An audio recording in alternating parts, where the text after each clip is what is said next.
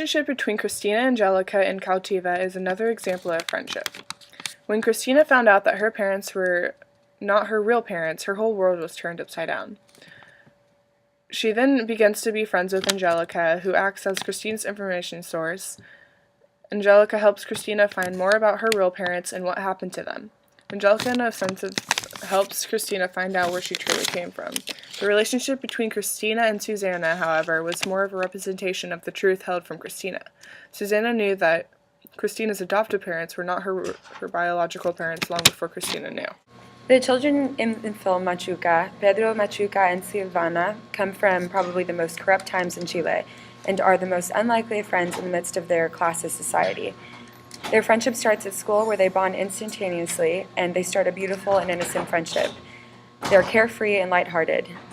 The threesome Silvano, Pedro, and Machuca have what seems to be a dependable and unbreakable friendship. The children represent something unique that the rest of the country does not possess, in a sense. As children, their natural instincts are to go unaffected by the political world around them, but unfortunately, it was ultimately out of their control.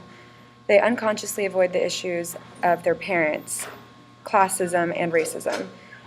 Unfortunately, the nature of Chile's politics forced them to choose between life and friendship.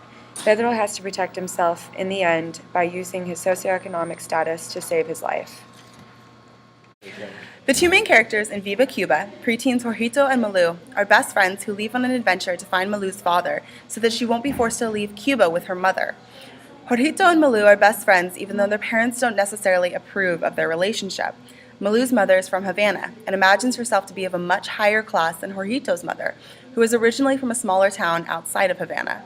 Malou's mother also has the reputation of sleeping around, though this was never actually proven in the film. These differences are very superficial, though, since both of the mothers seem to be in the same socioeconomic situations. It's just simply about how they perceive themselves to be. Most of these issues don't affect the children in the beginning, since they continue to be friends with each other, but it does start to come across in the fights that they have when they begin to make their parents' issues their own.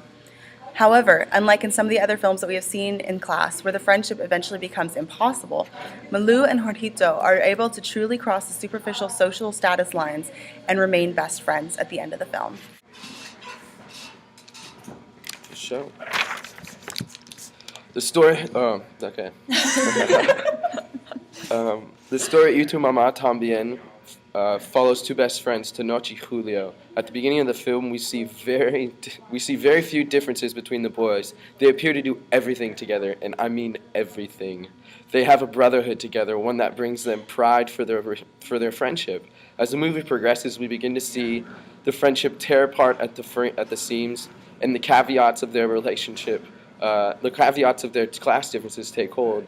Tenoch is the son of an affluent family with strong connections to the PRI and some of the not-so-glorious actions that the PRI did, while Julio is from a working-class family, and one that is not very poor, but is not very well off at the same time.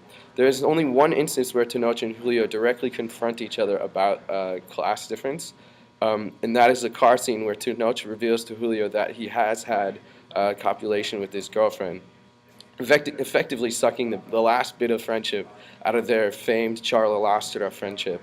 The scene represents how easy it is for someone's class difference to be a simple divide. It's a card one can play at any point in an argument and feel that you've made a valid attack. With the ramifications of one's class, life can be hellishly different. Class was never an issue when the two boys would hang out and just hang out with each other and just be friends.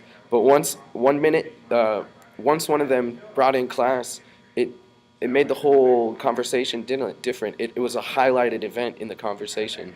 After their friendship ends, we also see they followed the paths of their parents, the paths their parents expected of them, revealing how difficult it is to break a class mold. So each film that we focused on has portrayed a complex relationships between adolescents and their society. Boom. Each film starts out innocently, but is eventually thrusted into society's issues of classes. Each relationship faces adversity between each other and their place in society.